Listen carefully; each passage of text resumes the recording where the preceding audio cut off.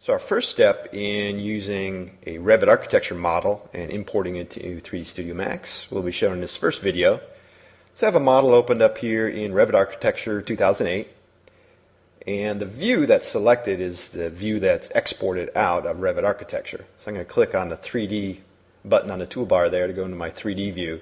And this is the view I want to export out, the 3D model, so that I can use it in 3D Studio Max. I'm going to export it out as just a CAD drawing, just a DWG file format. So it'll just be an AutoCAD drawing. So I'm going to File, Export, and CAD Formats. And in CAD Formats, I'm going to export out of here as an AutoCAD 2007 DWG file. And just go out to another folder here.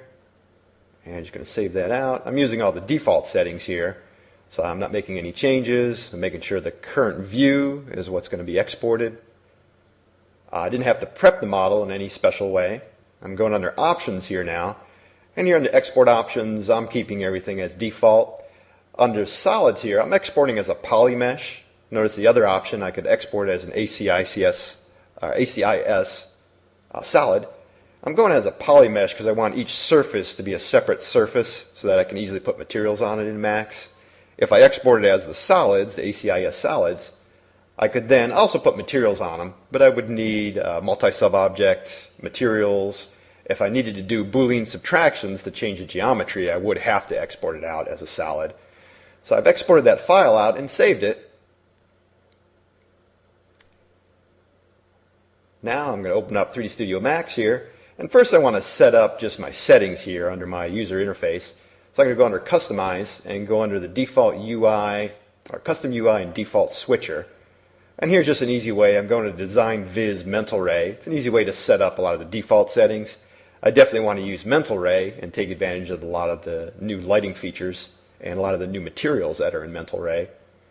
So I'm changing that setting. Notice when I change that UI setting, I have to exit out of Max and reopen it. So I'm going to exit out of Max here now and reopen, and then all the Mental Ray settings will be there. So I've closed down Max, reopened. So now I've reopened Max. I'm going to go under Customize and Unit Setup. And I just want to make sure this is set to US standard. So it should be feet with fractional inches, just so that Revit model comes in at the proper scale. Typically generic units is the default, so you always want to double check that before you pull in and import your Revit model. So now I'm going to go under File, File Link Manager.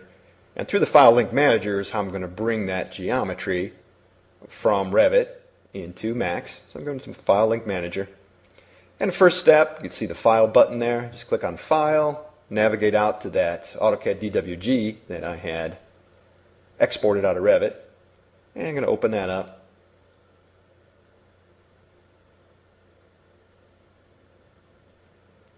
And then a couple other settings we have to look at.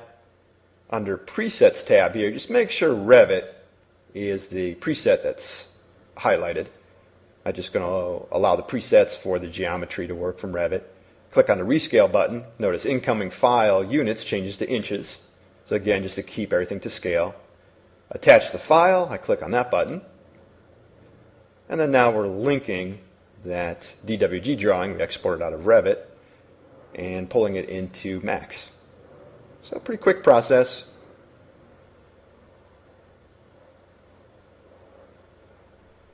As the model pulls in, now my File Link Manager, I could close out and then just start working with the model. So now I could add cameras and lights, any kind of animation I want to put in there.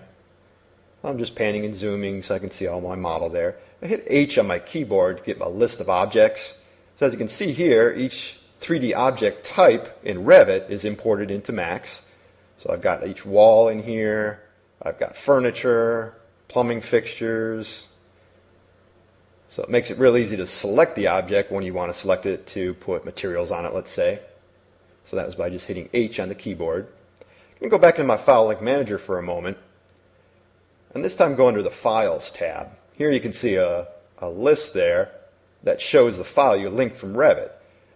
Now the Reload button here, if I wanted to, say, make a change back in Revit after I've started working with it in Max, I'd go over here under Advanced. I'd have to make sure Use Scene Material Definitions and Use Scene Material Assignments on Reload are both checked. So let's say I made some changes in Revit, exported back out as a DWG, use my file link manager to reload it back in. If I had materials that I made in Max already, those materials will stay there if I click on those two buttons. I could also detach this file. What I'm going to do in this instance for this project is bind it. And bind basically just removes that link. We're just taking all that model from Revit, pulling it into Max here. We can no longer go back and relink back to that drawing.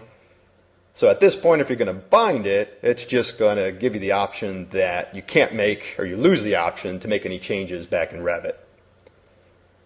So now here, I'm going to look at my materials. And right now, no materials are showing here. But if I click on this first button here in the material editor and look under my map browser, I'm going to click on Browse from Scene. And when I browse from Scene, you can see all the different materials here that were on the objects already. So there's some glass, metal, different grass and asphalt that was on the site. So there's several materials that were in Revit that have come in and remained on those objects. So they show up here. I could drag those over to one of the material slots in my material editor if I wanted to edit those. So our model is now imported, and now we're ready to do some modeling, lights, and materials.